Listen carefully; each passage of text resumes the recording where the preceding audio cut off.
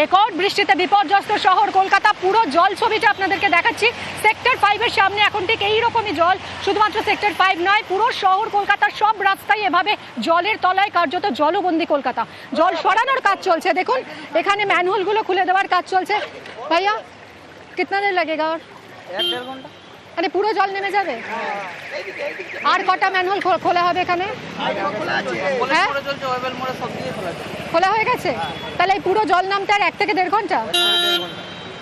1 থেকে 1.5 ঘন্টা লাগবে। যে পরিমাণ এখানে জল জমে আছে, এই পুরো জল নামাতে একেবারে যুদ্ধকালীন পরিস্থিতিতে কাজ চলছে। কলকাতা পুরসভা সতর্ক। ইতিমধ্যেই উত্তর থেকে দক্ষিণ 7 জনের মৃত্যুর খবর পাওয়া গেছে। অত্যন্ত মর্মান্তিক, 7 জন বিদ্যুৎস্পৃষ্ট হয়ে মৃত্যু হয়েছে।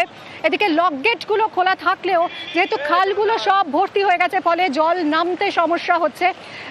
7 জনের বিদ্যুৎস্পৃষ্ট হয়ে মৃত্যুর খবরে মুখ্যমন্ত্রী সিএসসির ভূমিকায় ক্ষুব্ধ। তিনি সিএসসির ভূমিকা নিয়ে প্রশ্ন তিনি তুলেছেন।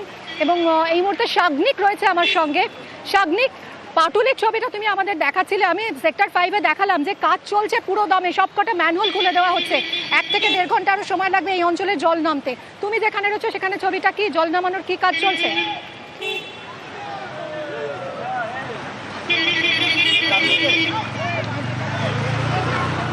দেখো, গড়িয়া সংলগ্ন অঞ্চলে ড্রেনেজ পাম্পিং স্টেশনকে পুরোপুরিভাবে ইউটিলাইজ করা হচ্ছে, কিন্তু এখনো পর্যন্ত পরিস্থিতি নিয়ন্ত্রণের মধ্যে আনা সম্ভব হয়নি। যে জায়গায় আমি রয়েছি, অর্থাৎ পাটুলি মোড়ের কাছে, বর্তমানে ছবিটা তুমি দেখতে পাচ্ছ, কি ভয়ঙ্কর ছবি এখানে।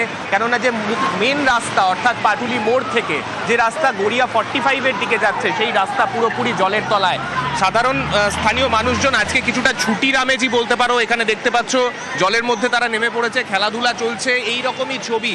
কেননা অন্যান্য দিনের থেকে আজকের ছবিটা বেশ কিছুটা আলাদা। সকালবেলা অনেকে চেষ্টা করেছিলেন অফিস যাওয়ার, কিন্তু বাইরে বেরিয়ে পাবলিক ট্রান্সপোর্ট থেকে শুরু করে সব কিছুই যখন আজকে কার্যত অমিল। কেননা যে রাস্তা দিয়ে তারা যাবেন পাশে গড়িয়ার দিকে, সেই রাস্তা পুরোপুরিভাবে জলমগ্ন, এবং সেই রাস্তাতেও পাবলিক ট্রান্সপোর্টের ছবিটা কিন্তু যথেষ্ট খারাপ।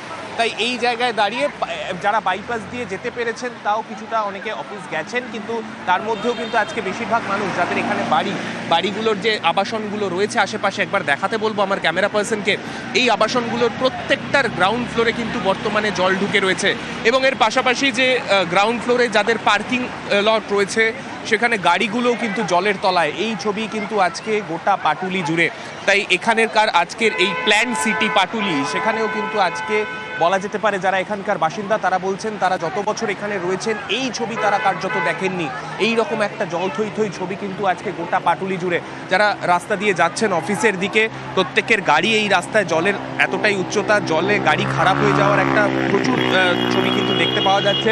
যারা আসছেন তার মধ্যে অনেকে গাড়ি ঠেলতে ঠেলতে নিয়ে যাওয়ার চেষ্টা করছেন এখান থেকে পাটুলি মোড় বা যেখানে কাছাকাছির মধ্যে যেখানে জল কম রয়েছে সেই দিকে, এবং সেখান থেকে তারপর গাড়ি সারিয়ে তারপরে পরবর্তী ব্যবস্থা। এই মুহূর্তে এই ছবিটাই কিন্তু গোটা রাস্তা জুড়ে আজকে চোখে পড়ছে। একদমই শান্নিক, তুমি যেরকম বললে কিছুটা যেন ছুটির আমেজ, এবং যারা অফিসে এসেছেন তাদেরও অনেকের অফিস ছুটি ঘোষণা করা হয়েছে, কিন্তু তারা বাড়ি ফিরবেন কিভাবে সেটা ভেবেই আবার সেই চিন্তায় পড়ে যাচ্ছেন। ইতিমধ্যে এই বৃষ্টিতে আজ